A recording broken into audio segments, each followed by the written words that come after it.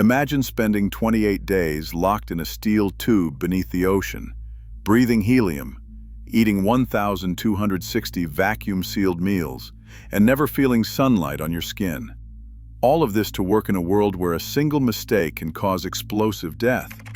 In 2012, Chris Lemon's lifeline snapped at 100 meters underwater. He survived the impossible, but not everyone does. Subscribe now to follow this mission and learn why only a handful ever attempted, because what happens next will challenge everything you think about human limits at sea. Imagine 100 meters below the North Sea. The pressure on a diver's body is 10 times what you feel standing on land. Picture the weight of an 18-story building pressing down on every inch of your skin. In this world, every breath is a calculation. The reason saturation diving exists is simple physics and survival. When a diver first descends, their tissues begin to soak up inert gas from the breathing mix, usually helium. It is like a sponge dropped in water. At first the gas seeps in quickly, but as hours pass, the sponge fills up. After about a day at depth, the tissues are fully saturated, and no more gas can dissolve. From that point on, staying an extra day, or even 3 weeks, does not make decompression any longer or riskier. The penalty plateaus. Whether you spend 1 day or 21 days under pressure, the decompression clock is set by the deepest point you reached, not by how long you stayed. This is the rule that makes the entire system work. Instead of risking daily ascents and descents, divers live in a pressurized chamber for the whole job. Compression from surface to working depth takes about 6 hours, sometimes a bit longer, depending on the target depth and safety checks. Then begins the bottom phase, 3 weeks or more living at the same pressure as the seabed, with daily shifts to the worksite. Only at the very end does the long, careful decompression start, usually about a week for a 200-meter job. The schedule is relentless: 6 hours to compress, 21 days working, 7 days decompressing. There is no shortcut. Rushing would turn the body into a shaken soda can, bubbles forming in blood and joints, a disaster called the bends. Inside the chamber, life support technicians monitor every gauge and valve. Heliox, helium mixed with carefully measured oxygen, circulates constantly.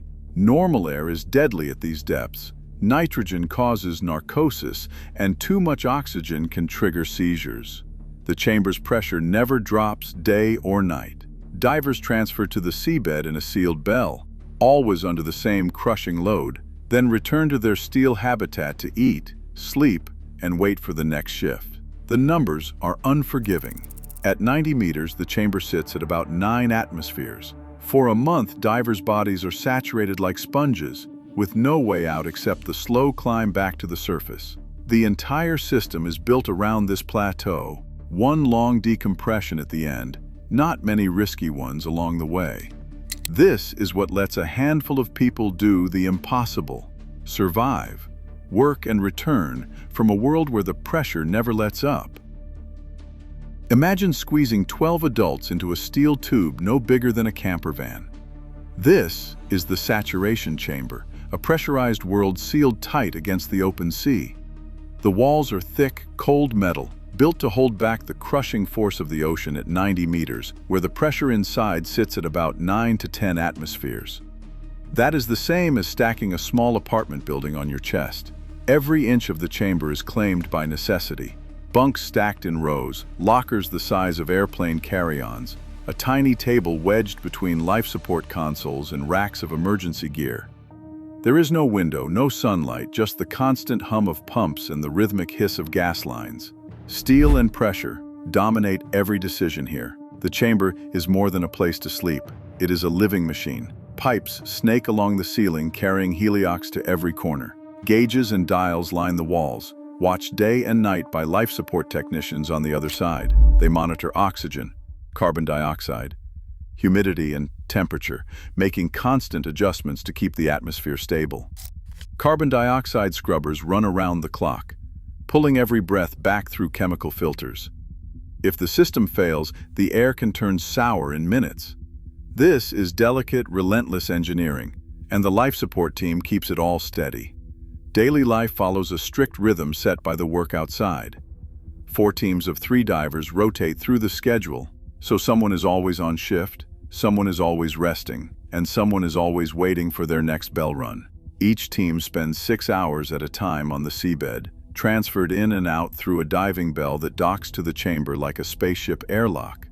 The bellman, part diver, part technician, stays inside the bell managing life support, communications, and the safety of the team. When a bell run ends, the hatch seals, the pressure stays locked, and the next team prepares to go out. This cycle repeats every day for almost a month, with no break in the chain. Bell and cycle mark every hour. Inside, time stretches and compresses. The only markers are the bell runs, the change of watch, and the slow crawl of the pressure gauge. The chamber layout is designed for efficiency, not comfort. Every square foot serves multiple purposes. A bench doubles as a storage bin, a handrail as a drying rack, a bulkhead as a message board. The air smells faintly of metal and cleaning fluid, tinged with the ever-present trace of helium. Voices sound cartoonish, pitched high by the gas mix, giving even ordinary conversations a surreal edge. Time takes on a different weight inside these walls. There is a strange intimacy to this kind of confinement. Privacy disappears, replaced by a quiet, enforced camaraderie. Personal space is measured in inches, not feet. The chamber becomes its own small universe, sealed off from daylight, weather, and the outside world. Here, the only reality is steel, pressure, and the relentless schedule of work and rest. Every day, the bell slides into place. The hatch opens, and another team steps into the dark, cold water while those inside the chamber wait, eat, and try to remember what the sky looks like. This life is extraordinary, impressive, and quietly heroic. Imagine 6 bunks lining the chamber wall, stacked in 2 tight tiers, each barely wider than a grown man's shoulders. Every diver claims a spot, sometimes just a top or bottom rack with a thin curtain for a hint of privacy. There is no room for sprawling out or stretching legs. The mattress is narrow, the pillow thin, and the only storage is a locker the size of an airplane carry-on for personal items. Most divers bring a single change of clothes, a toothbrush, maybe a photo or 2 from home.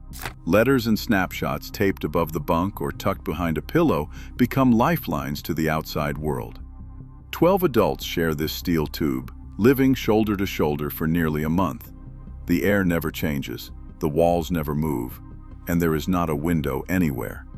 For 28 days, sunlight is just a memory. Inside, artificial lighting cycles through fake days and nights, but the body's clock does not always keep up.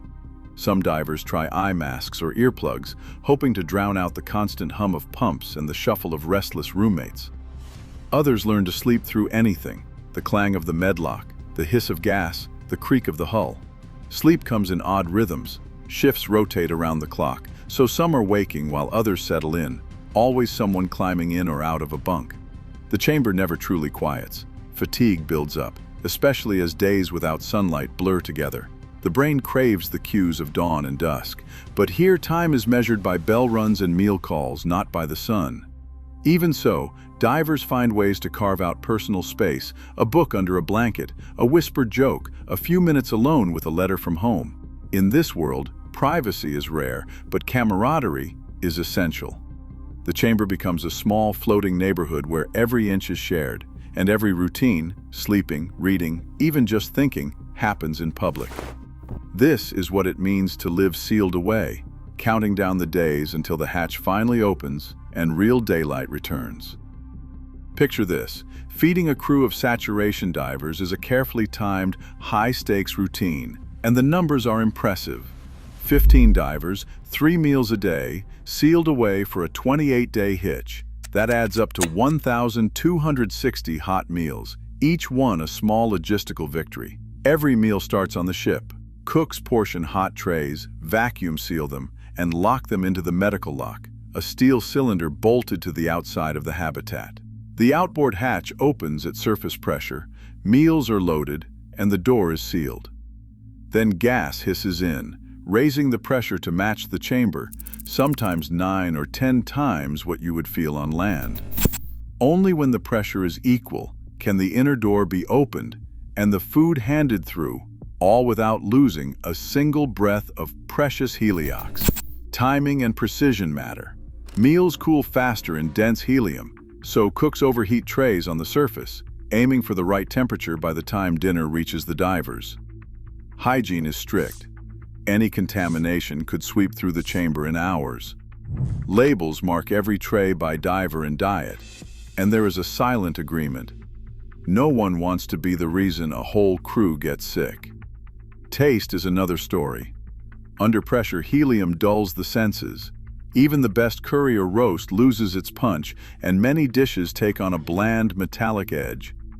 Divers crave strong flavors, chili, garlic, pickles, anything that cuts through the monotony. Comfort foods become lifelines. A special meal on steak night can lift spirits for days. Food is more than just calories. It is a marker of time, a link to the surface, and sometimes the only thing that feels normal in a world where nothing else is. Picture the relief when a familiar plate arrives, the small celebrations, the stories told over a tray, and the quiet boost to morale that a single hot meal can restore. Imagine breathing in a steel tube, miles from sunlight, where every breath is a calculation. Breathing inside a saturation chamber is a science of survival. The air is not air at all. It is heliox, a blend of helium and oxygen pushed through the system by life support technicians who watch every number around the clock. Ordinary air would be dangerous at depth. Nitrogen makes minds foggy, and too much oxygen can trigger seizures. So the oxygen is dialed in with care, held at about 0.4 to 0.5 bar. Roughly double what you breathe at the surface, but still safe for weeks on end. Too low, and the crew starts to fade. Too high, and oxygen poisoning can creep in. Every breath adds carbon dioxide to the mix. In a space the size of a minivan, even a small rise in carbon dioxide can cause headaches, confusion, or worse. That is why carbon dioxide scrubbers run non-stop, pulling exhaled gas through canisters of chemical absorbent. If a scrubber fails, the air can turn sour in minutes. Life support techs swap out spent cartridges, check gas analyzers, and keep backup systems ready. It is a routine that never stops, day or night. Waste is managed with equal precision. There is one toilet for up to 12 people, and every flush has to be locked out through a pressure-sealed hatch, just like the food. Dirty water, trash, and laundry are all passed through the same kind of lock, keeping the chamber's pressure intact. Showers are rare, and clothes wear out quickly in the warm, humid heliox atmosphere. Even the steam from a wash or a breath must be filtered and vented, or mold and condensation could take over. Picture this on a deep job, 650 feet, or about 200 meters. The decompression at the end can stretch to 8 days, with every stage monitored for bubbles in the blood.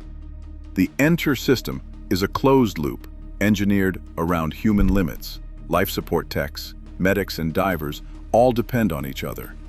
Every gauge and filter holds the line between routine and emergency. Imagine the hour, 4 a.m., on November 5, 1983. The Byford Dolphin drilling rig sat in the Norwegian North Sea, its saturation diving system holding at 9 atmospheres, the equivalent of about 90 meters of ocean pressure inside a steel chamber. 4 divers were in the system: Edwin Coward, Roy Lucas, Bjorn Bergersen, and Truls Hellevik. On deck, 2 tenders, William Crammond and Martin Saunders, managed the heavy clamp that connected the diving bell to the chamber trunk. Standard procedure called for the internal pressure door to be closed and the trunk to be depressurized before releasing the clamp. But that morning, the clamp was opened too soon. In an instant, a 24-inch opening exposed the pressurized chamber to open air. The pressure difference, 8 atmospheres, over 800,000 pascals, unleashed a blast force of nearly 25 metric tons. That force was the equivalent of a fully loaded city bus smashing through a manhole cover. The bell shot away from the chamber. That explosion killed Crammond on deck and left Saunders with life-changing injuries. Inside, the decompression was so violent that 3 divers were killed instantly by the expanding gases in their blood. Truls Hellevik, caught in the doorway, was forced through the opening with catastrophic force. The entire event shouldered in less than a second. A senior safety engineer would later say that there was no interlock, no mechanical stop, just a clamp that could be opened by mistake. The system relied on human memory and discipline, not fail-safe engineering. The aftermath forced the industry to rethink everything about clamp design, door interlocks, and procedural checks. Every bell transfer today carries the memory of Byford Dolphin, where one error triggered the worst disaster in saturation diving history. This is a stark reminder of how thin the margin for error can be when people live and work under pressure. No matter how advanced the technology, there is a hard line even the best-trained divers and medics refuse to cross. That line is the 28-day seal-to-seal limit, set not by convenience, but by the realities of human biology. The Diving Medical Advisory Committee, DMAC, recommends that no one should spend more than 4 weeks continuously under pressure. Imagine being sealed inside steel walls for 4 weeks with daylight and common air on the other side. Push past that limit and the risks climb fast. Anemia, disturbed sleep, mood swings, and a kind of fatigue that seems to seep into the bones. Medics who have watched divers at the end of a long hitch describe pale faces, slow reactions, and a mental fog that does not lift until days after surfacing. It is both impressive and worrying how quickly the human body changes under constant pressure. The numbers tell the story of how rare and demanding this work really is. In the United States, there are 3,300 commercial divers, and only 336 are qualified to work in saturation, barely 1 in 10. Each saturation diver faces months away from family, weeks without sunlight, and the constant pressure of knowing that one mistake could be fatal. Norwegian studies found the average saturation diver has more than 14 years of experience, a sign that only the most resilient last. Depth records mark the outer boundary of what the human body can endure. The deepest real-world commercial job reached 534 meters, or 1,752 feet, on a North Sea pipeline. In laboratory simulations, scientists have gone further, simulating 701 meters, about 2,300 feet, inside a pressure chamber. But routine work happens between 200 and 400 feet, and even at those depths, 28 days is already pushing the edge. Veteran divers and medics agree the chamber changes you. Some talk about dreams that never quite leave, aches that linger, and a bond with teammates that is hard to explain to anyone who has not lived sealed away, counting down the days to daylight. Picture this. Fewer than 400 people in the U.S. are qualified for saturation diving, a job that pushes the edge of human endurance for weeks at a time. As global industry drives deeper, these divers risk their bodies and minds to keep vital infrastructure running. Their world remains invisible, but every cable, pipeline, and platform above depends on what happens below. Next time you flip a switch, remember who makes it possible. This work is impressive, remarkable, and extraordinary, the kind of quiet heroism that keeps our modern world running.